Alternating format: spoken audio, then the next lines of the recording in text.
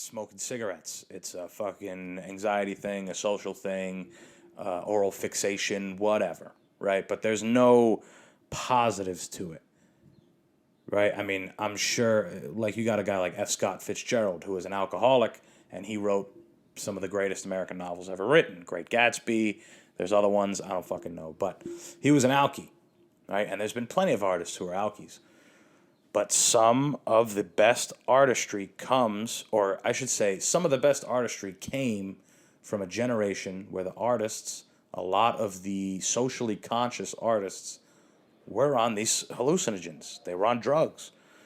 They were on these self-regulating, self-analyzing substances, right? These substances that laid out everything in front of them and told them something, right? Told them something that they were able to then convey to us through a song, through a movie, through a performance, right? Something like that.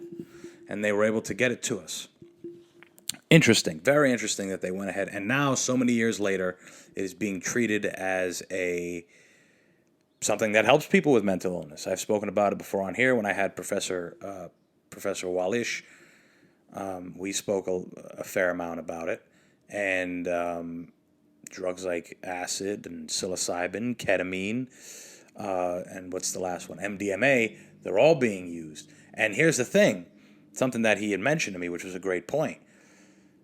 Just because there's success and they're being used in a way where there's a positive outcome doesn't necessarily mean that the experience, the psychedelic experience, is what's doing it, right?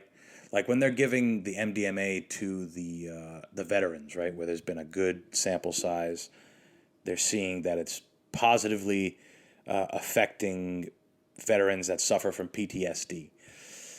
Some are calling it a cure. Professor Walish called it a cure, and I'd like to agree with that. I would like to agree with that.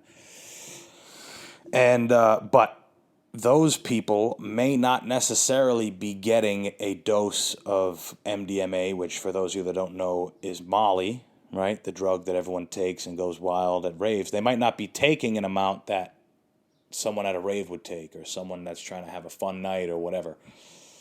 So it might not be linked to the actual psychedelic experience. The positivity aspect, this cure, it might not even be linked to that, which is where some of the studies are heading. And it's just fascinating stuff. It really is. The shit's interesting to me. But you can very much get wrapped up in the culture of a lot of this stuff, right? You start